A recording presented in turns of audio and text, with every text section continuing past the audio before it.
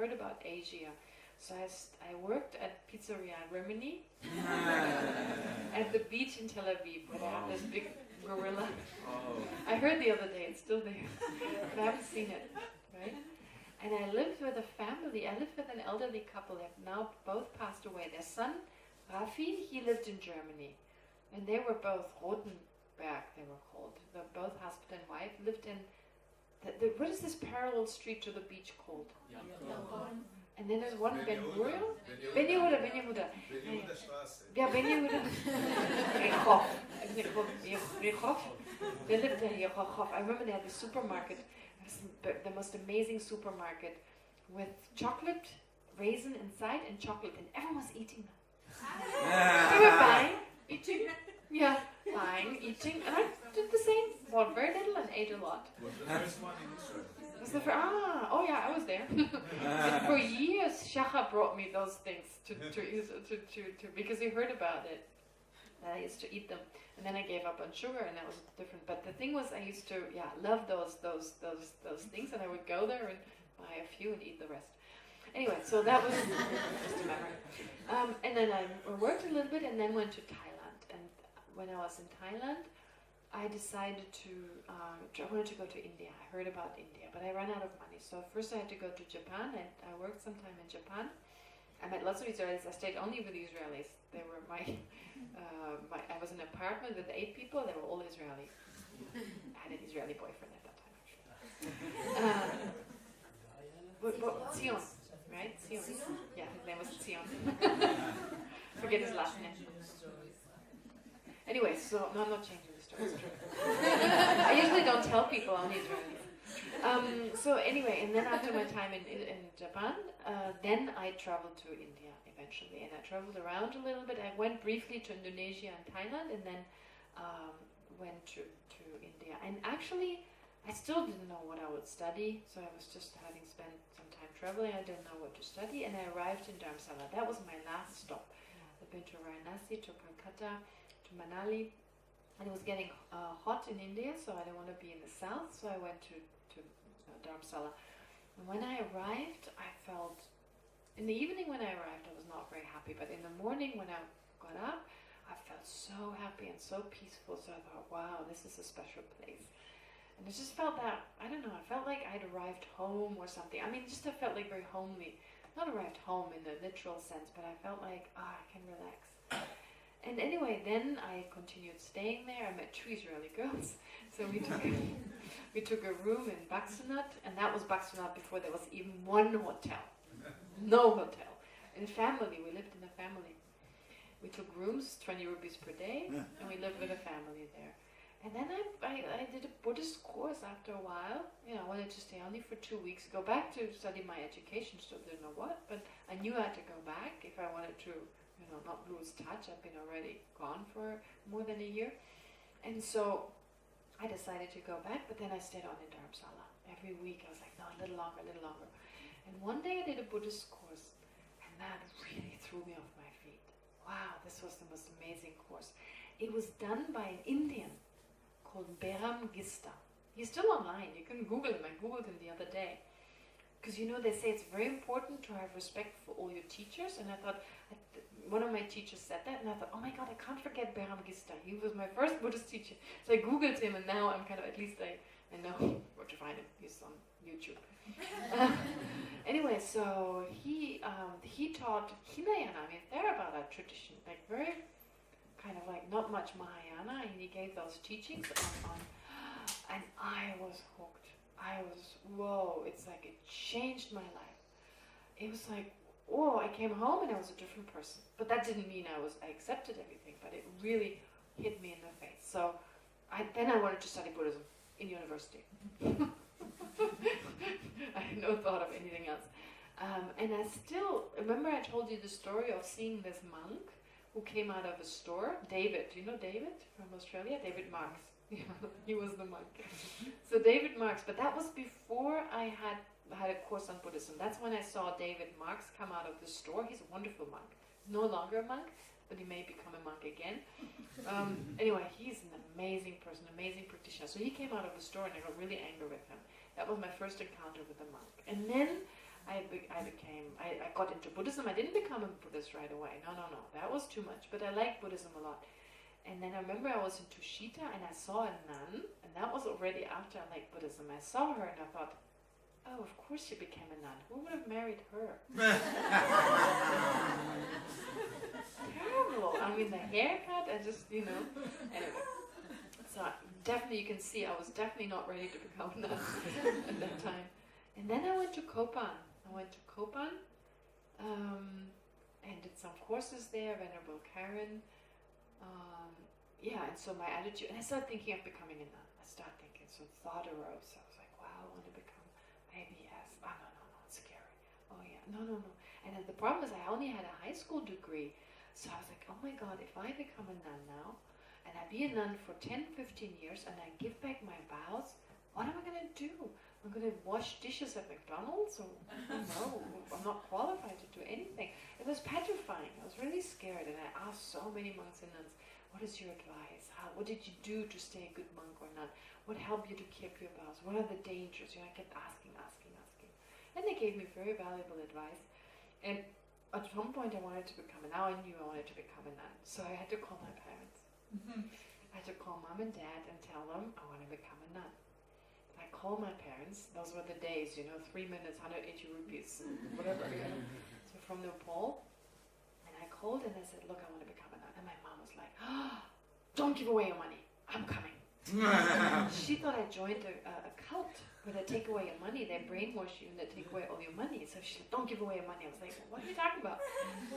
And because she knew I'd made some money in Japan. I mean, that was the money I was able to live on. So she thought I would just give it away.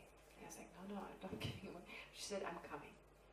And it was quite funny because in the meantime, suddenly, her daughter had become into Buddhism. She needed to know something about Buddhism. She had no idea. So we have this woman's like a show. It's called Mona Lisa, where they interview special women. I don't even know if we have it now, but I remember growing up, they interviewed women who had done something, different or whatever. So there was a show, and there's a German Buddhist lady. Her name is Sylvia Wetzel. A lot of people know her in Germany. Very strong feminist and very active in Buddhism. Very strong feminist. It's like, whoa, Tibetans. I'm like, whoa. Anyway, so she talked about this in this. She said she was a nun before. She was a nun for 2 years, and then she went back to the lay life. My mom was like, oh, did you get in touch with her? So she got her phone number and she called her. And then this woman told her, well, don't worry, it's just a phase she's going through. I had to do it. I went there, I became a nun. It's just not our culture, don't worry about it. She'll do it for a few years and she'll get over it. And so I was like, okay, well, I can accept that. That's okay, I can deal with that. I can wait a few years before she produces the grandchildren and does everything else. So anyway, my mom came, and it was so funny.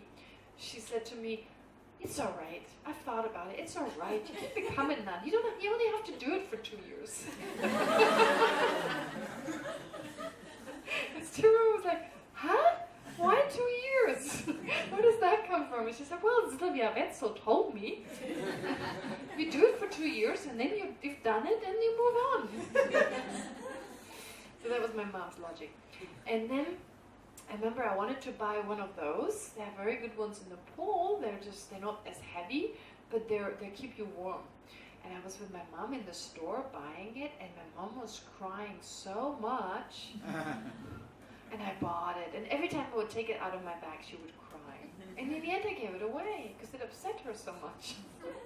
Yeah, I never got one again from Nepal. Anyway, I'm kidding. But the thing was, I gave it away in the end. And so my mom then said, okay, mom and dad had discussed it. If you really want to do it, we're not going to keep you from it, but you have to come home with us, spend at least 2 months at home, be with your old friends, be in your old environment, and if you then still want to do it, we'll allow you to do it. I mean, we give our blessings. It's not about permission, but it's about agreeing. It's good to have the support. And I did that. I went home for 2 months, with friends, and then I went back to India, and a week later, I decided to become a nun. So then I called, and done what they wanted, and my mom was a little bit sad. She cried. It's funny. Most Tibetan parents, when they hear my mom cry, they're like, what? They're so happy when their child becomes my mom. She cried a little bit, and my dad was always very like, oh, it makes me happy, that's okay with me. So he was always very tolerant about everything. So it was fine. And then I stayed there, you know, I was a nun there. We stayed in Dharamsala. Oh, the funny thing is, yeah, okay, so I asked, what is the best thing to do as a nun? And they told me the best thing is to become a meditator. So I wanted to become a meditator. Best, only the best for me. I didn't, no one told me you better study first. So I became a meditator. I got a little hut, a meditator hut. Everything was like meditator-like. I checked out the other meditator huts and they looked like that, and that was okay.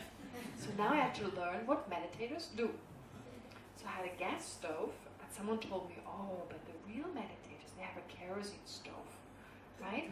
It's like one of those pumping things. And I thought, oh, I'm a renounced meditator. I gave away my gas and got a kerosene stove. And I'd be like pumping, pumping, pumping. And in the morning, my nostrils would be black from the soot. It was just, yeah, it was terrible. But, you know, I was a meditator.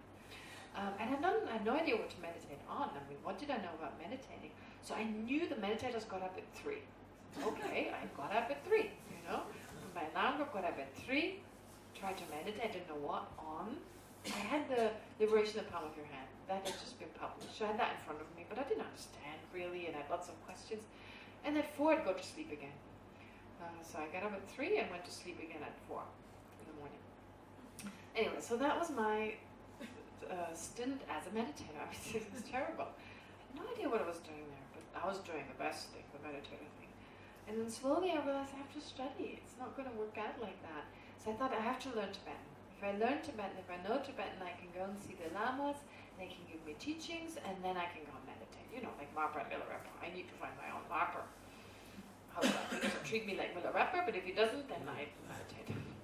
So anyway, I came down from the mountain, and I met a nun who I had known from Sojung, from like this bi-monthly confession we do. I knew her, and I went to see her, and I said, can you teach me Tibetan? And she said, no, I don't have time, I'm sorry, I work in the nunnery. But there's a very good teacher at the Institute of Buddhist Dialectics. His name is Geshe. And I was like, all right, I'll go there. So I went. I knocked on someone's door. Someone opened the door, and he said, are you Geshe? He said, no, I'm Doje Damdru. Sound familiar? Now Geshe Doje Damdru. But he, like, I knocked on his door, I didn't know. He's like, I'm Doje Damdru, but I'm taking you to Geshe. So I still remember where Geshe Damdru was staying. He was a student at the IBD. So then he took me up to Geshe. And I also remember his room was tiny. And Geshe said, I said, can you teach me Tibetan? And he said, I won't teach you Tibetan, I'll teach you how to debate. And in that way you learn Tibetan. And I was like, well, whatever that is, debate, I don't know, but okay. If in that way I learned Tibetan, okay. And I still remember he had this low bed, and he made me sit on a high chair. And even I knew that was a little weird, you know, you have a class with your teacher, you're on a high chair, and I was like, kind of uncomfortable. And then he started teaching me debate right away. Maimbata, kato gitseni shagyume beche. I just repeated after him. And the next, and then, you know, he taught me something, and I said, can I come back? And he said, yes. And the next day I brought this huge Sony tape recorder, put it in front of him.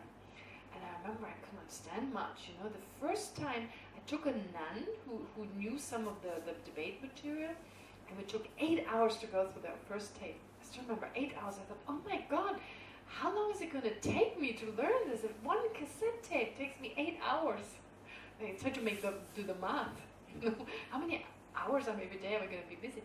But anyway, so I got more and more used to it. I really liked it. And in the end, I decided to do the study. And initially, I wanted to do 2 years, you know, until I know enough Tibetan. And then I added, and I really loved the study. I had a bit of a rough time with the monks because they were just monks and they were not used to being around a woman, so that was pretty lonely. I was pretty lonely, actually. So the first 7 years were quite terrible. But I loved the study so much, so that was the good thing. That kept me going. I loved the study. It was so rewarding. It was so wonderful. And then once we started Madhyamika, I was okay. You know, then things got easier, and I got more used to it. And yeah, And then I graduated, and now I'm here.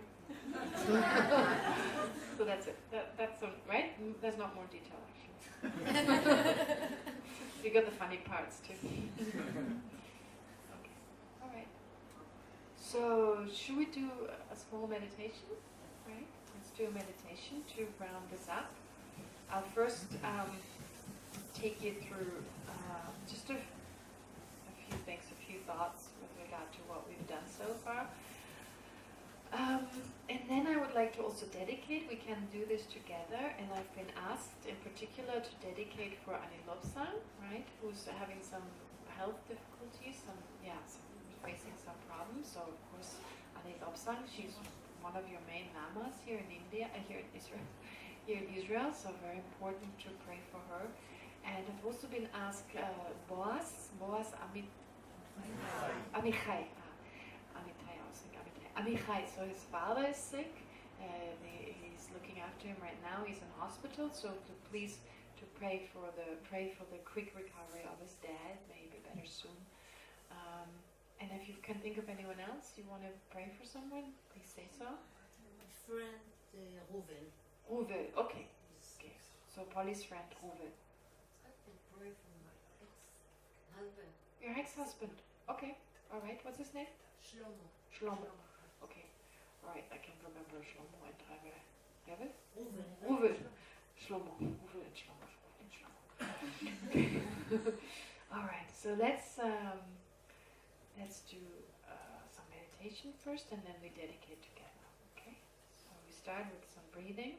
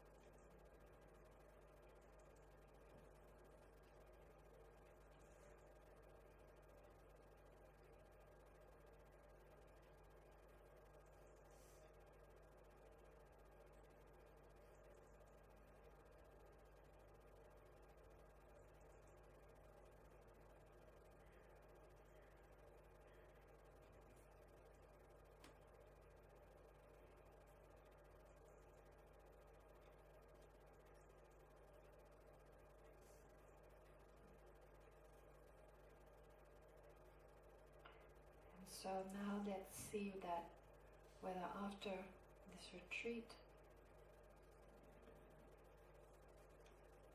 we are able to integrate the Dharma more into our own life.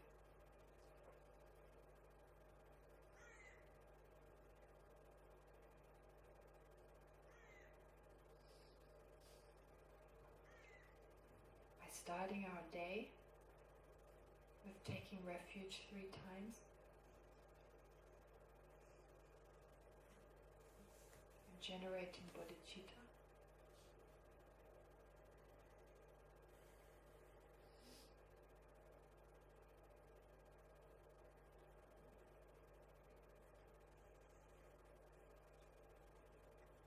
And ending our day by taking refuge and generating bodhicitta.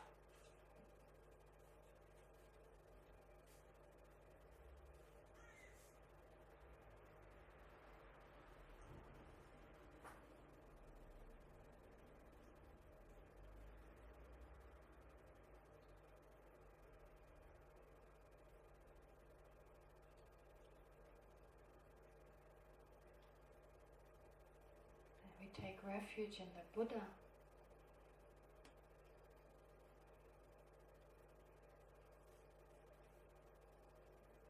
By connecting to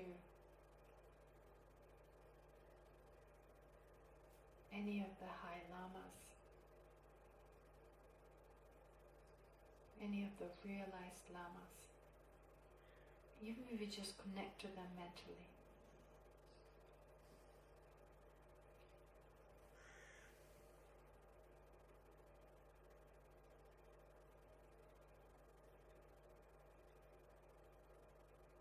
By listening and practicing their teachings.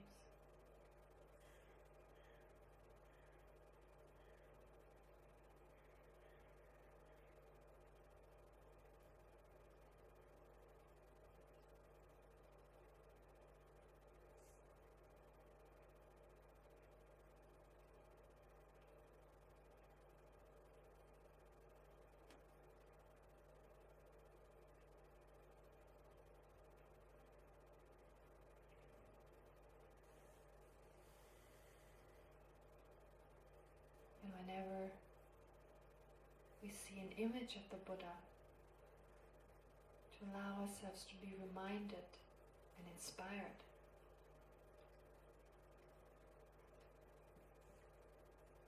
By the enlightened beings. Remembering that we have Buddha nature ourselves.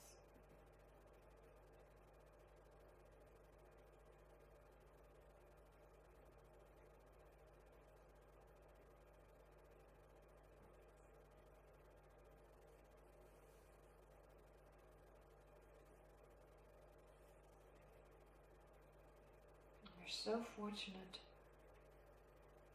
to have this present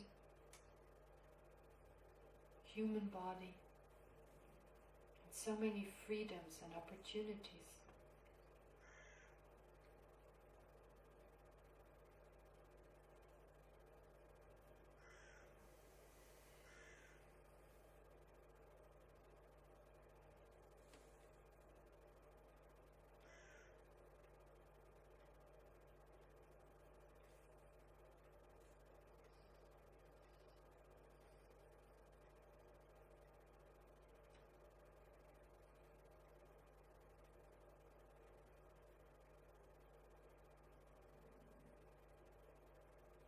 And then with respect to the Dharma,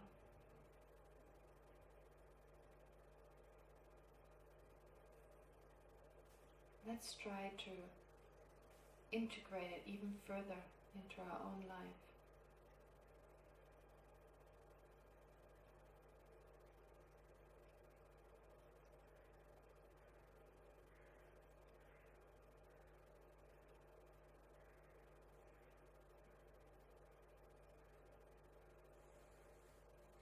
Interpret our day-to-day experiences from the point of view of Dharma.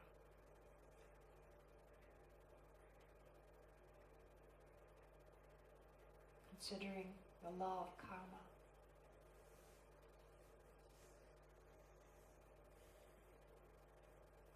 Suffering nature of samsara and so forth.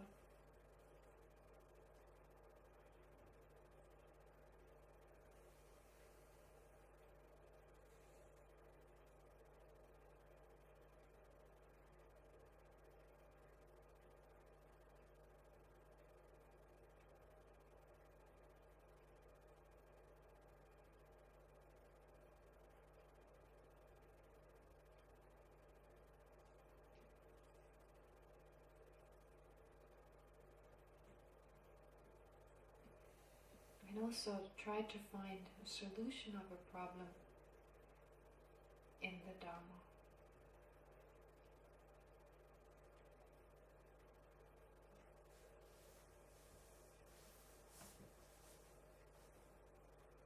And in that way to really truly take refuge.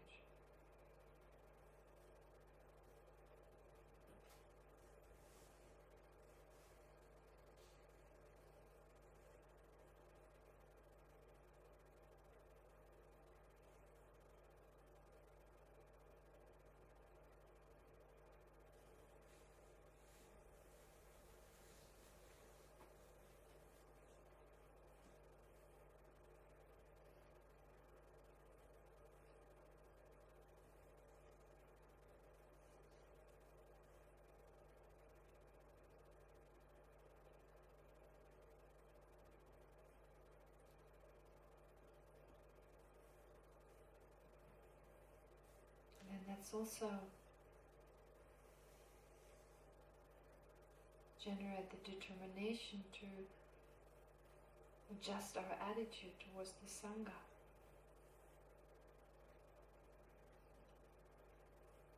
In particular, our fellow practitioners.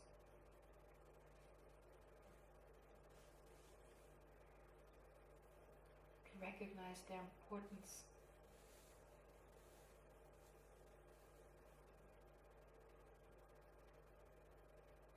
And to appreciate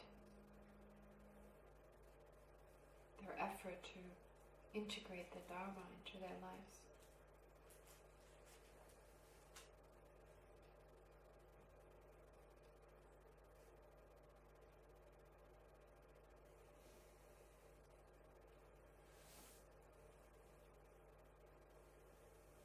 So let's generate the resolve that we will be good Sangha to them.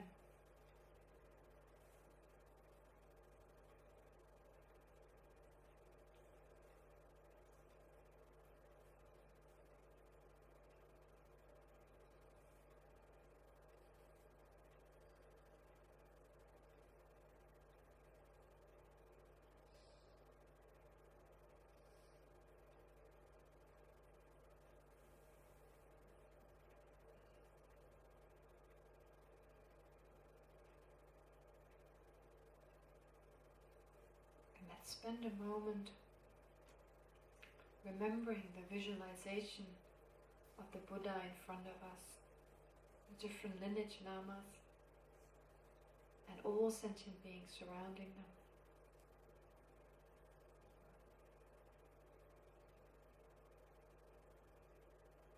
And visualize you offer everything you have to them.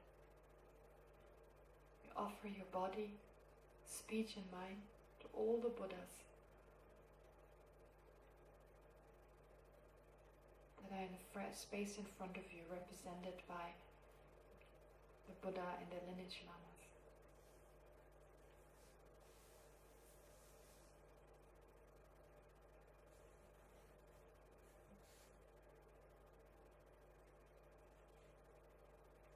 You're offering your positive karma to them.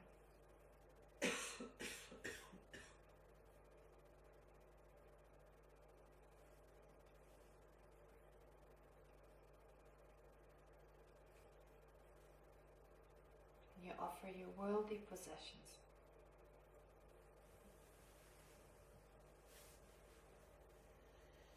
Your car, your house or apartment, and everything within your house or your apartment.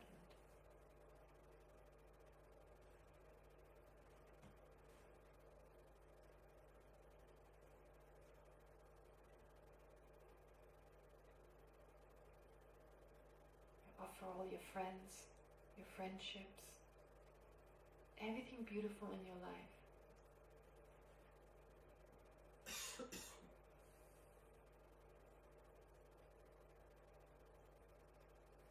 You offer to the Buddha, Dharma, Sangha in front of you.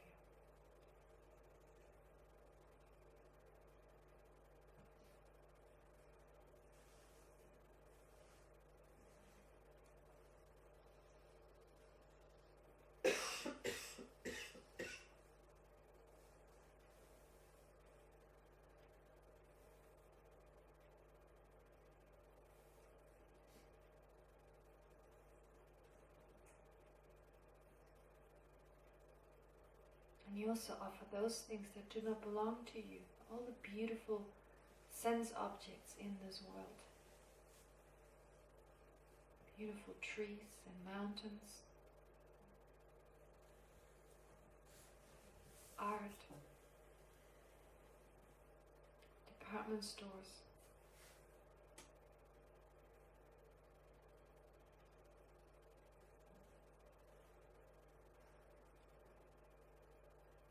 open your heart and offer everything to the Buddha, Dharma, Sangha.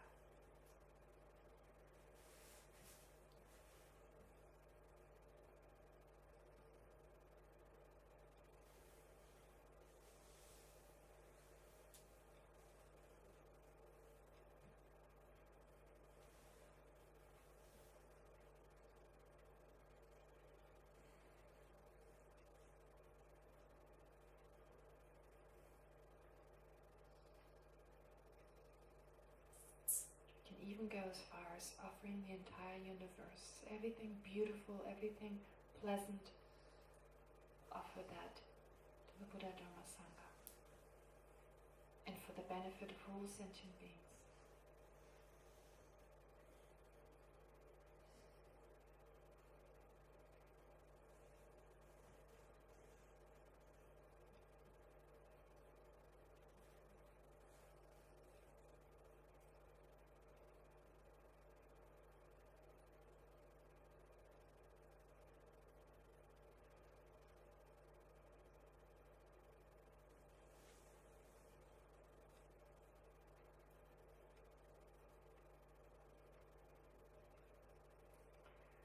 Now, to conclude this meditation, this session, and the entire retreat,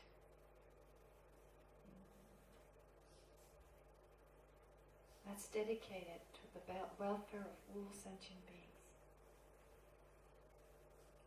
May this virtue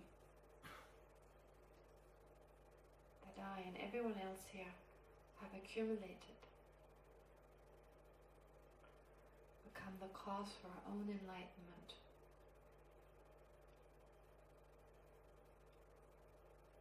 Become the cause for us removing all our obscurations, all the obstructions of our mental consciousness.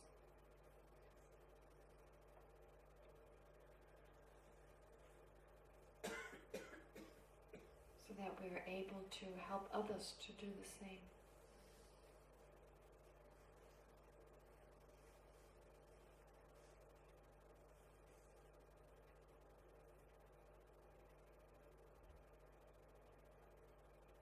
May this also become the cause for peace in Israel.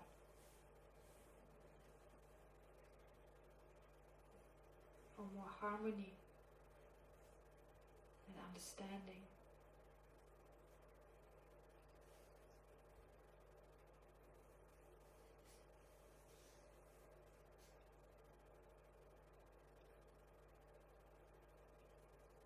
And may it also be the end of conflict in other places, such as Syria and so forth.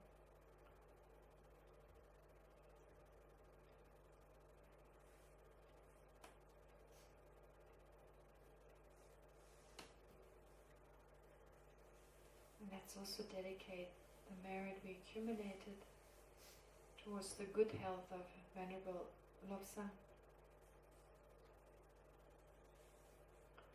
Boa's father, Ruvu, Shlomo, and everyone else we know have problems, have sickness, worry, etc.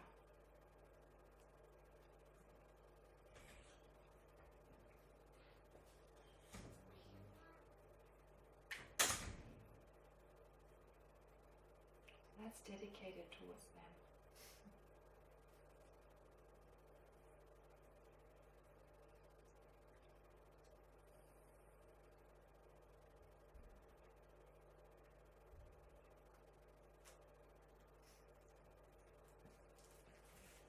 With this in mind, let's recite the dedication prayer together. Again, trying to be very mindful of the words that you recite.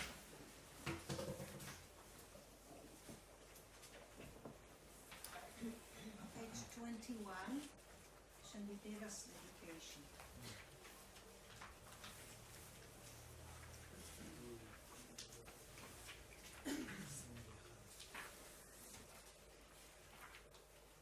כל בעלי המודעה, כל הסוגים בגופם ובנפשם, יזכו באוקיינוס של עושר ושמחה, בזכות חסד זה שצברתי. לא יסבול איש, יחלם ויעשה רע. לא יפחד ולא ילמיד בערכו, בגלל תודה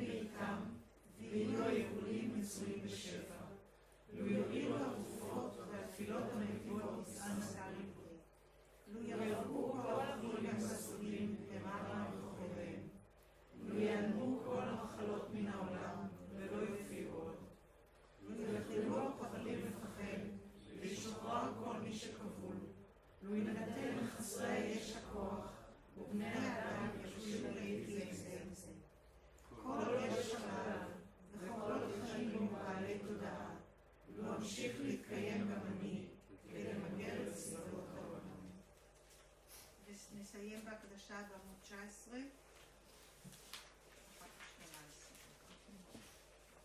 בזכות חסד זה להוסיף במהרה מצב הגור ולהוביל למצב זה את כל הנודדים עד אחד. ולתודעת ההערה האלוהית ענת הערך שטרם נולדה תיוולד, ולזו שנולדה לא תתנוון ותזכה לאור ואור.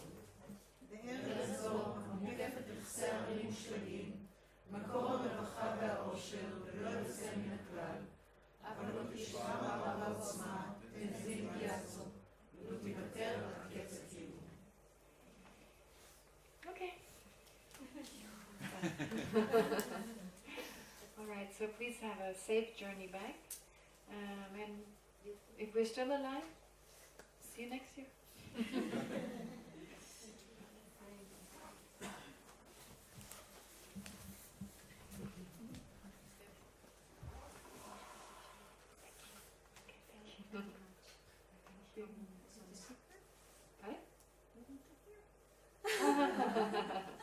So thank you very much for coming. And for giving us this amazing teaching. Mhm. I wish you'd come again next year. Okay. I plan to come again. Thank you.